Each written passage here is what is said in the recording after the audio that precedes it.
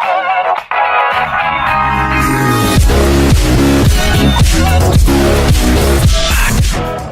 everybody, and thank you for joining me again. Today I am looking at Tree of Life. Currently on Steam. Actually was released May 27, 2015 by Odd One Games and has been out for a little while. So I thought, well, I played it before. I don't think I ever did a video, at least not that I remember, although I'm actually nearing 300 videos, so I could have and just forget. But I decided to take a peek back through. And it is an MMORPG, which of course tickles my fancy and gets me looking. And as you can see, I'm actually showing some of the creation here. You can go back in and change your character. One thing I always find interesting is the new Steam review system. Now, I never really take reviews to heart, even though I post some of my own. I still like to check things out myself. Interestingly, it actually overall has a mostly positive rating from just under 5,000 reviews. But here recently, now that they do the most recent reviews, actually is mostly negative, and that's over just about 100 reviews. Some of them reporting to be pretty highly invested as far as time. I think I saw someone with 1,400 hours. I don't know if that's real. It blows my mind if it is, because I have not really found much special about this game. The world itself is not terrible looking, and there's a survival element. But as you can see, it's a very grindy sort of work your way up the crafting chain, more or less. Now, there are day and night cycles, which are somewhat interesting, as the monsters that you fight largely come out at night. This game really is built mainly around community. And the sad thing is, the entire time I was in this game, I don't believe I saw one other person. And maybe that speaks to the reviews, I'm not sure. But one of the biggest draws to this game is the fact that you can kind of freeform build bases, build houses, build, guild areas. I did not see anyone else running around. I did see evidence of previous encampments and people that have played, but no one currently on. Again, not sure how much of that has to do with the review. You can see the world map there, fairly large, and I actually do like the art style. I have no problem with this presentation, and actually the trees look really pretty. The gameplay itself is kind of boring, I guess I would say. Go, punch a tree with your fist, get some twigs, get some apples, because again, there is a survival element, and you must have your apples, because you will actually take a little bit of time before you can grill some meat. Go fishing. Actually, the first thing I did was to create a fishing pole, which I will I think show you a little bit of here coming up. I caught an octopus and some mutated fish that it said not to eat. I actually ended up cooking it, and I think I ate it anyways, and it didn't make me sick. Here you go, yeah. Creating the fishing pole. Here's a little bit of a look at the crafting. It's very basic. You have to, just pull what you want in the boxes there. It'll show you highlighted in green what you can make. You click it, it makes it. One thing I found out early on is it shows up there, see it kind of getting bigger, but in smaller below your components. You need to move it out of that window. It will not autofill into your inventory. So if you close the crafting window, well, poof, it's sort of not there until you open up your inventory with the E key again. You actually have to pull it onto the hotbar. And you can see me there. I really didn't learn the fishing game too well. I did it just a few times until I kind of got bored of it. But I, again, did catch a few things, which I later grilled. That octopus actually restored quite a bit of my hunger. You can see on the bottom there, you have the heart with your hit points. The blue, I assume, has to do something with intelligence or mana later on. I did not get to that during this gameplay session.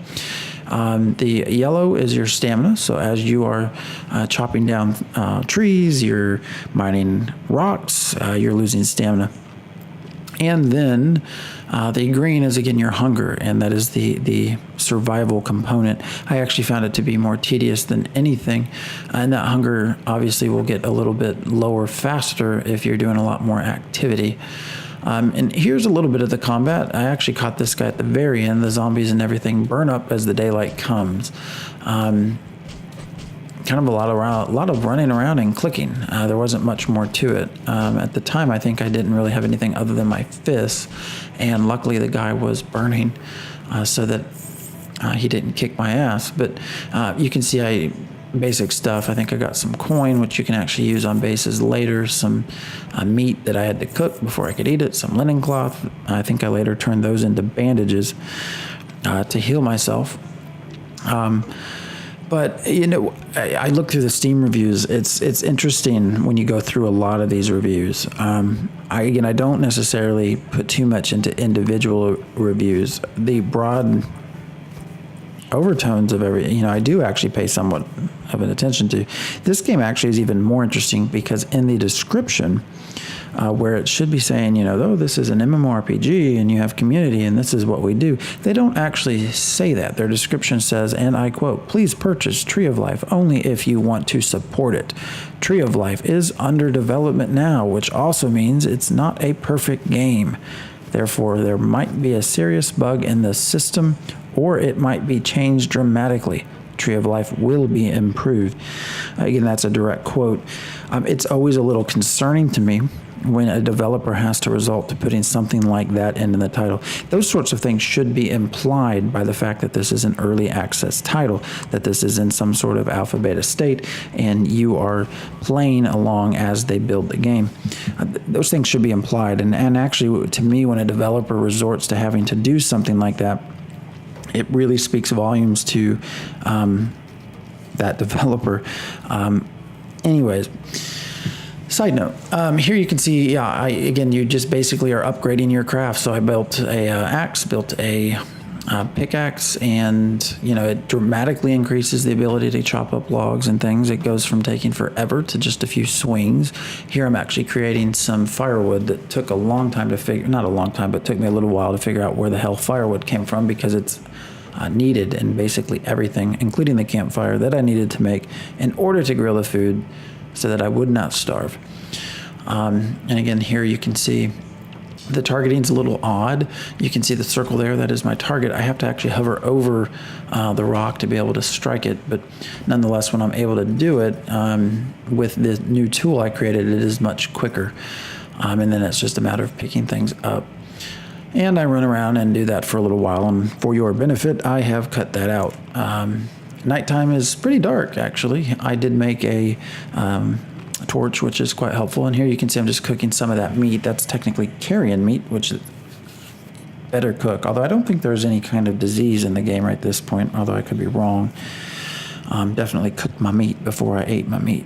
But you can see the firewood is being used pretty quickly. That's one thing I noticed. It goes down rather fast. I don't like the idea of having to constantly keep up with apples and firewood rather than actually explore.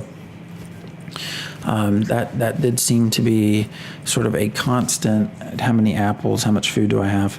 I like survival to a degree. I don't like it to the fact that I have to pay constant attention to my hunger. Here's a little bit of more combat. Brown Wolf was much easier to hit. Of course, I had created a club, so I was not using my hands. And you can see my health actually is draining kind of regularly. I think I use a bandage at some point there. You pull things to your hotbar and you have to key it up. So if I wanted to use the bandage there, it's on the 8 key. I'd have to hit 8. And then it does have a little bit of a different UI in that you right click and it brings up a circle, and somewhere along that circle, it actually shows you what you can do. So for example, the firewood that I made, you pull that up, you can either light it or you can do different things with it. I actually don't dislike that too much. It makes it a little bit easier to understand, a lot less clicking of buttons. Here I'm just killing a chicken. Got some more meat and feathers. I don't know what the feathers are for. So this is just a little bit of game play. Obviously, it's not super high level, but you're getting an idea of what you're being tasked with. And for something like this, I don't see anything necessarily brand new or cool. And for that, it really needs a strong community, and I don't see that as I'm playing. And that's really kind of unfortunate because I think that's what this is really built upon. Otherwise, it really doesn't bring anything new. The UI is a little different. I like some aspects of that, but otherwise it's sort of a grindy sort of thing. You can actually kill other people and steal their stuff as well. I should mention that. That is a big complaint. But anyways, thanks for watching. Tree of Life is the game. Check it out on Steam if you're interested.